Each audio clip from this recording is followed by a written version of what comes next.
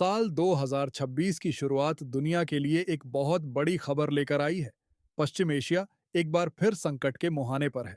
Iran की गलियों में आजादी के नारे गूंज रहे हैं, तो दूसरी ओर वॉशिंगटन में डोनाल्ड ट्रंप एक सैन्य विकल्प पर विचार कर रहे हैं। वेनेजुएला के नेता की गिरफ्तारी के बाद अब क्या अगला नंबर ईरान का है? आज के इस वीडियो में हम हर एक तथ्य को विस्तार से समझेंगे। खबरों के इस सफर में हमारे साथ बने रहने के लिए चैनल को अभी सब्सक्राइब करें। हम आपके लिए देश दुनिया की हर छोटी बड़ी खबर का सटीक और निष्पक्ष विश्लेषण लाते हैं, जिसे मिस करना आपके लिए नुकसानदायक हो सकता है। हाल ही में ईरानी संसद में एक ऐसा दृश्य देखा गया जिसने सबका ध्यान खींचा।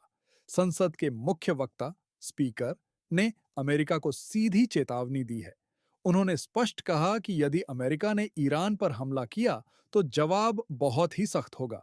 ईरान ने इजरायल और क्षेत्र में मौजूद तमाम अमेरिकी सैन्य केंद्रों को अपना निशाना घोषित कर दिया है। वहां अमेरिका का अंत जैसे नारों ने यह साफ कर दिया है कि ईरान की सरकार झुकने को तैयार नहीं है। दूसरी ओर अमेरिका के राष्ट्रपति डोनाल्ड ट्रंप ने तेहरान के विरुद्ध अपनी नीति स्पष्ट कर दी है।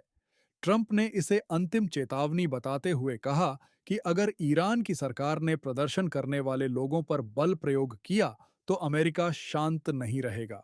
रिपोर्टों के अनुसार ट्रंप को ईरान के सैन्य ठिकानों पर हमले के विकल्प दिए जा चुके हैं। जानकार इसे ट्रंप की अत्यंत सख्त नीति मान रहे हैं, जिसका लक्ष्य ईरानी शासन को कमजोर करना है। परंतु प्रश्न ये है कि ईरान के लोग अपनी ही सरकार के विरुद्ध सार्वजनिक मार्गों पर उतरने को मजबूर क्यों हुए हैं? इसकी सबसे बड़ी वजह देश की बिगड़ती आर्थिक स्थिति है। तेजी से बढ़ती महंगाई। ईरान की मुद्रा डॉलर के मुकाबले अब तक के सबसे कमजोर स्तर पर पहुंच चुकी है, जिससे रोजमर्रा की वस्तुएं आम लोगों की पहुंच से बाहर होती जा रही हैं। आम जनता पर आर्थिक दबाव। सरकार ने हाल के महीनों में सहायता योजनाएं समाप्त कर दी हैं और कर में वृद्धि की है। इसका सीधा असर आम नागरिकों पर पड़ा है, जहां भोजन और दवा जैसी बुनियादी जरूरतें भी मुश्किल होती जा रही हैं। कड़े प्रतिबंध और असंतोष। दिसंबर 2025 से शुरू हुआ यह जन आंदोलन अब देश के 100 से अधिक शहरों तक फैल चुका है। मानवाधिकार संगठनों के अनुसार अब तक इस हिंसा में 500 से अधिक लोगों की मौत हो चुकी है और 10,000 से ज्यादा लोगों को हिरासत में लिया गया है। ईरान में हालात लगातार गंभीर बनते जा रहे हैं और जनता का असंतोष हर दिन नई ऊंचाई पर पहुंच रहा है। ईरान की मौजूदा स्थिति को समझने के लिए वेनेजुएला में हुई हाल की घटना पर ध्यान देना जरूरी हो जाता है। अमेरिका द्वारा वहां के शीर्ष नेता को हिरासत में लिए जाने के बाद इजरायल ने ईरान को एक स्पष्ट संकेत दिया है कि भविष्य में ऐसा कदम उसके खिलाफ भी उठाया जा सकता है।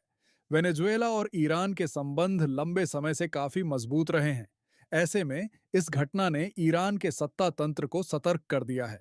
जानकारों का मानना है कि यह सिर्फ एक देश तक सीमित मामला नहीं है, बल्कि यह एक व्यापक भू राजनीतिक संदेश है जिसे ईरान गंभीरता से ले रहा है। इस बढ़ते अंतर्राष्ट्रीय तनाव का सीधा प्रभाव भारत पर भी दिख सकता है। भारत, जो अपनी ऊर्जा आवश्यकताओं के लिए बड़े स्तर पर आयातित तेल पर निर्भर है, ऐसे हालात से खुद को अलग नहीं रख सकता। भारत के लिए ईरान केवल तेल आपूर्ति का स्रोत ही नहीं रहा है, बल्कि चाबहार बंदरगाह जैसी रणनीतिक परियोजना भी भारत के क्षेत्रीय हितों से जुड़ी हुई है। यदि हालात और बिगड़ते हैं, तो इन परियोजनाओं पर नकारात्मक असर पड़ने की आशंका है। समुद्री मार्गों में तनाव का सीधा अर्थ है तेल आपूर्ति में रुकावट। इसका परिणाम कच्चे तेल की कीमतों में तेज वृद्धि के रूप में सामने आ सकता है। तेल की कीमत बढ़ने का असर पेट्रोल, डीजल और रोजमर्रा की वस्तुओं पर पड़ेगा, जिससे महंगाई और अधिक बढ़ सकती है। इस समय भारत के सामने एक बड़ी कूटनीतिक चुनौती है। एक ओर राष्ट्रीय हितों की रक्षा करना जरूरी है, तो दूसरी ओर वैश्विक शक्तियों के साथ संतुलित संबंध बनाए रखना भी उतना ही अहम है। ऐसे में भारत को बेहद सतर्कता और समझदारी के साथ फैसले लेने होंगे। पूरी दुनिया की नजर इस स्थिति पर बनी हुई है और आने वाले समय में यह देखना महत्वपूर्ण होगा कि भारत इस जटिल परिस्थिति से किस तरह निपटता है।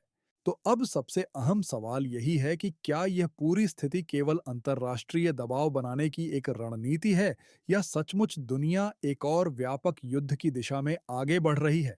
हालांकि कई देश लगातार शांति, संयम और संवाद की अपील कर रहे हैं, लेकिन अमेरिका के वर्तमान राष्ट्रपति डोनाल्ड ट्रंप का सख्त रुख और ईरान की ओर से मिल रही जवाबी चेतावनियां किसी गंभीर टकराव की आशंका को और गहरा करती नजर आ रही हैं। राजनीतिक विशेषज्ञों का मानना है कि मौजूदा हालात केवल बयानों तक सीमित नहीं हैं। जिस तरह से सैन्य गतिविधियां, आर्थिक प्रतिबंध और रणनीतिक संकेत सामने आ रहे हैं, वे आने वाले समय को और अधिक संवेदनशील बना सकते हैं। ऐसे में अगले कुछ दिन केवल मध्य पूर्व ही नहीं, बल्कि पूरी वैश्विक शांति के लिए बेहद अहम साबित हो सकते हैं। मित्रों, अब सवाल आपसे है, आपके अनुसार क्या बाहरी हस्तक्षेप से ईरान की स्थिति बेहतर हो सकती है, या इससे पूरा क्षेत्र और अधिक विनाश की ओर बढ़ सकता है? अपनी राय हमें कमेंट बॉक्स में जरूर बताएं।